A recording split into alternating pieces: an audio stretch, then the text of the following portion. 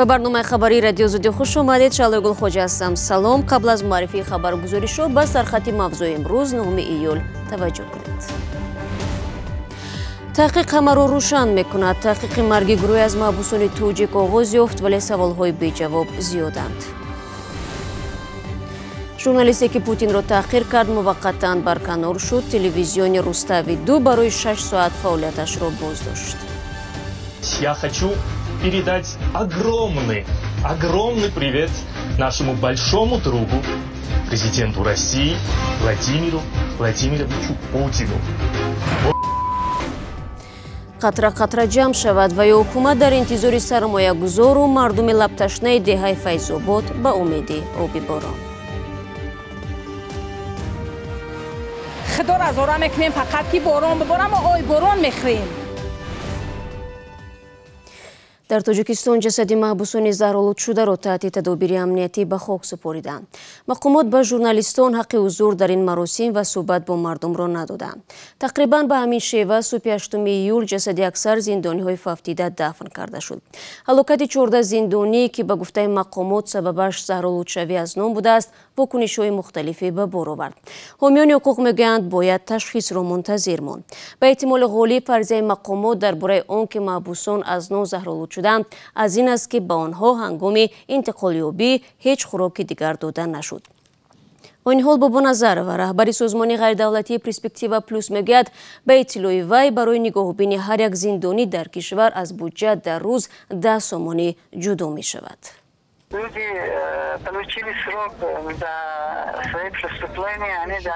این آدمان برای جنایتشان مهلت گرفته بودند. آنها باید از جانب حکومت حمایت شوند. آنها میبایست بعد به آخر رسیدن مهلت به آزادی میبرآمدند. نزدیکان منتظرشان بودند. حالتی به عمل آمده بیانگر این است که آنها حمایت شده نیستند.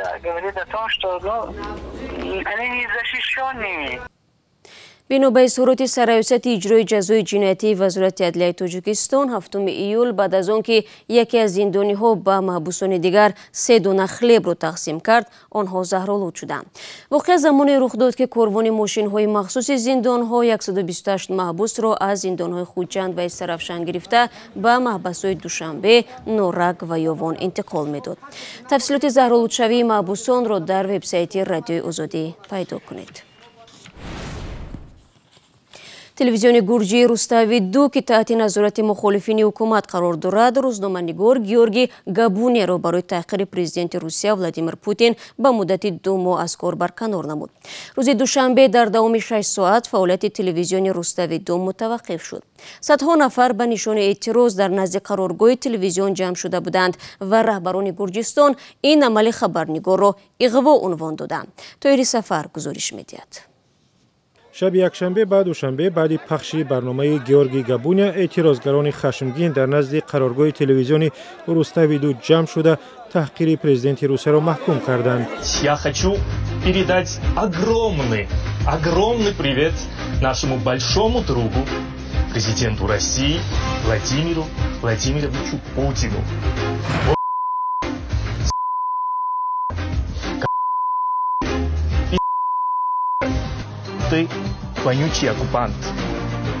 بعد از این مدت پخش برنامه‌های تلویزیونی روستاوی 2 متوقف شد. اعتراضگران که گفته می شود جانبداران حکومت هستند در نزد قرارگاه این شبکه زیر نظارت مخالفین جمع آمدند برکناری گیورگی گابونیا و رئیس تلویزیون نیکا گوارامیا را طلب کردند. اعتراض در نزد تلویزیون زمان به وقوع پیوست که در مرکز تبلیسی راهپیمایی‌ها به ضد روسیه جریان دارند. بعد سخنرانی یک وکیل مردمی روسیه در پارلمانت گرجستان اعتراضها آغاز یافت و فعالان با اشاره به حضور نیروهای روس در 2 منطقه جدایی‌خواه گرجستان روسیه را اشغالگر عنوان کردند. در جواب بر راهپیمایی‌های ضد روسی از 8 ایول روسیه پرواز هواپیماها در خط‌سیر گرجستان روسیه را منع کرد.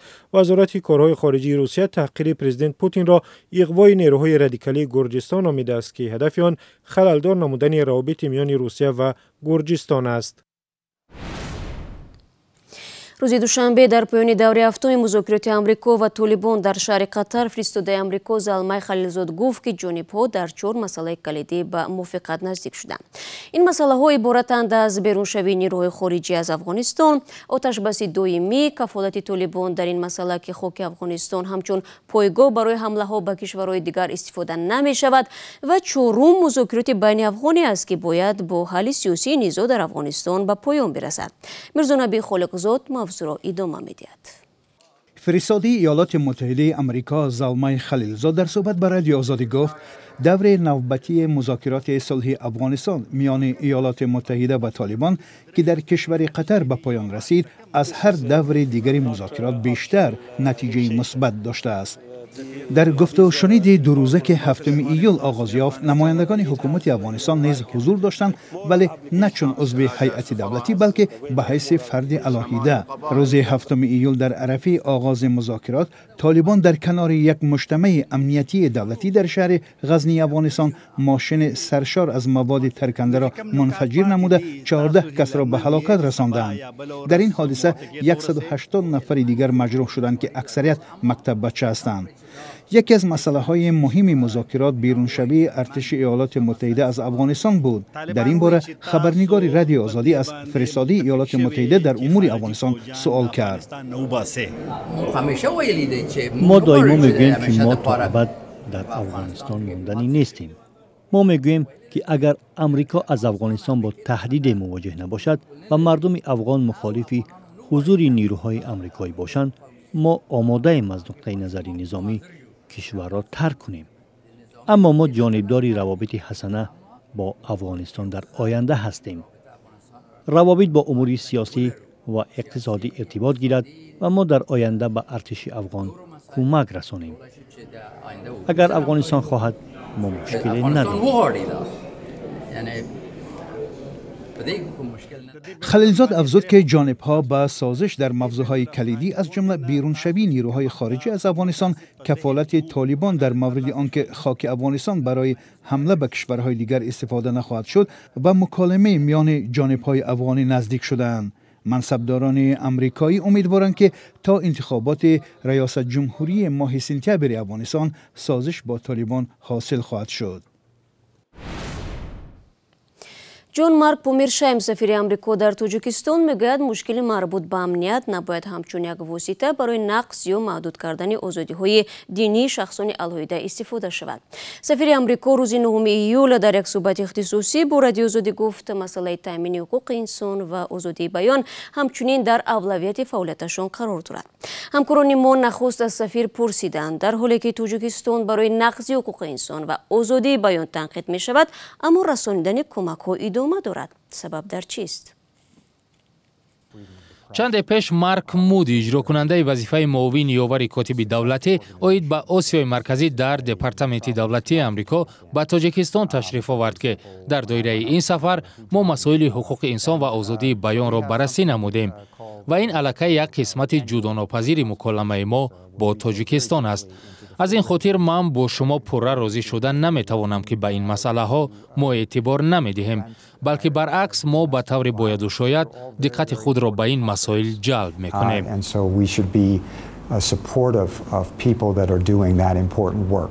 رادیوی آزادی رسانه است که از طرف کنگره ایالات متحده آمریکا سرمایه گذاری می شود و بسیاری هم آن را به آمریکا پیوند می دهند. ولی چرا حکومت آمریکا از حقوق خبرنگاران آن حمایت نمی کنند در حالی که اعتمادنامه کار خبرنگاران بیکار کرده می شود؟ فشارهای زیاد سر این رسانه ادامه دارد که تا استقلال آن خدشه‌دار شود.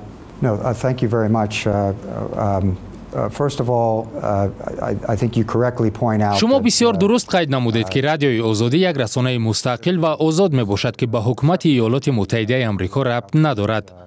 آن از جانب کنگره آمریکا مبلغ گذاری هم شود، فعالیت تحریریه و آن خبرهایی که از جانب رادیو پخش می شوند نقطه نظر حکومت آمریکا نیستند.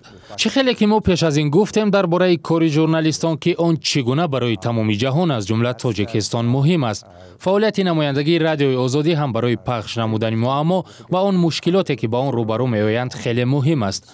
آنها توسط خبرهای خود شهروندان و حکومت را درباره وضعیت و مسئله‌های گوناگون خبردار می‌سازند.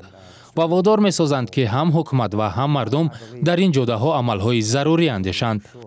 آنها حالتهای کروپسیونی را اشکار می‌کنند و توسط این فعالیت خود به حکومت و ساختارهای حکومت امکان می‌دهند که در این سمت چاره‌های ضروری اندیشند. من می‌توانم ساعت‌های زیاد درباره اهمیت کار ژورنالیستان حرف زنم، چون من فعالیت کسبی خود را همچون یک روزنامه‌نگار در مسکو آغاز کردم. البته از جانب دیگر مهمیت اجازه فعالیت برای روزنامه‌نگاران و مسئله وابسته به اعتبارنامه آنها را برداشتید که این برای دسترسی ژورنالیستان به خبر و معلومات نهایت نقش مهمی بازد. این البته در جدای فعالیت نمایندگان هم رادیوی آزادی و هم دیگر رسانه‌های خبری و این چنین شهروندان علاهیده که همچون ژورنالیست فعالیت می‌کنند نهایت مهم باشد.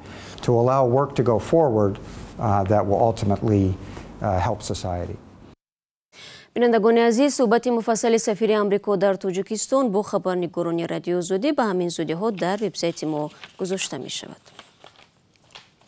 بیش از 100 خانواده در یکی از دهات نویه مومن‌آباد سال‌هاست به آب آشامیدنی دسترسی ندارند.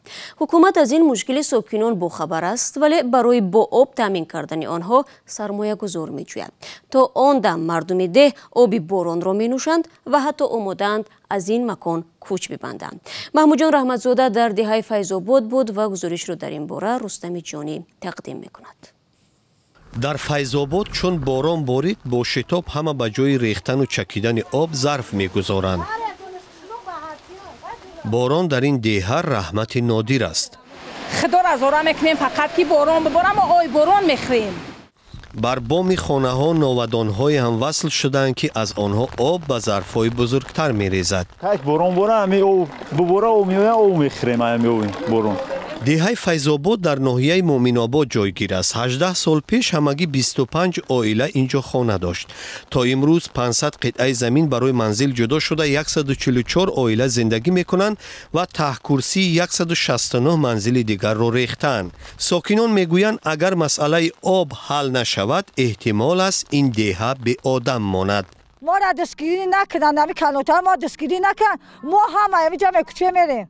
18 سال پیش دفتر شویتزاریا اوید به همکاری در دهه فیض‌آباد این دو بشکه را برای ذخیره آب گذاشت. زیر شمی میبریم اینا با می آب میاد یک هفته اگر نمیاد نه هفته کنه آبم قوق میشوه. آب این بشکه ها از این لتاک هایی است که برای چاربا تهیه شدند. ساکنان میترسند که آنها آب تازه نمی نوشند. مای دهک چیزاکو داره کرماکوی سرخکنگو او خیلی داره. بعد ایو باری بالای که همی چشمه های در اونجا پوده خو میکنه. رضوان بی عیسی و از فعالان این دهه است که میخواهد ساکنان فیض‌آباد آب تازه نوشند. با هم دهگان لایحه هم نوشتند که از نظرشون مسئله را حل میکند. چند ده سال پیش بالای دهه چاه‌های آب وجود داشتند که با مرور زمان با سنگ و خاک پر شدند. ساکنان میگویند تازه کردن این چاه‌ها کمبود آب را از بین میبرد. فقط نکردیم گفتن تمام. گفتم مبلغ نداریم. گفتم مبلغ نداره، خلق ما مبلغ نداره. لایحه تامین آب این دهه 262,000 سامانی می شود که 112,000 را مردم می پردازد. در حکومت ناحیه مومن‌آباد گفتند وضع دهه فیض‌آباد را می دانند. لایحه در دوران حکومت از 262,000 سامانی تا 1.5 میلیون بالا رفته است. حکومت میگوید امید دارد برای اجرای این لایحه سرمایه گذار مییابد.